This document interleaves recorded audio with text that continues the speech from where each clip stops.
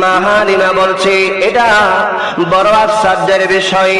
আমাদের গোত্রের মধ্যে হাজার হাজার ছাগল ছিল, হাজার হাজার ভেড়া ছিল, হাজার হাজার বকরি ছিল। সবাই এইগুলার মাধ্যমে জীবন অতিবাহিত করত।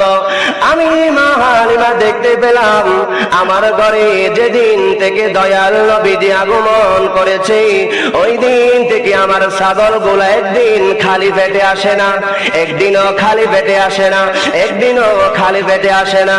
আমরা সবাই অবাক হলাম, কারণ কি? যে জায়গার মধ্যে দিই সেখানে তো কোনো খাবার নাই, আমার ছাগলগুলা বড় পেটে আসার কারণ কি? তখন সবাই, ওগো মা হালিমা, এটা অন্য কোনো কারণে নয়, আমার ঘরে যে সন্তান তুমি নিয়ে এসেছো ওই সন্তানের কারণে আল্লাহ আমাদের পরিবারের উপরে বরকত দান করেছে। জোরে বলুন সুবহানাল্লাহ। এই সন্তানের কারণে আল্লাহ আমাদের উপরে দয়া করেছে, মায়া করেছে।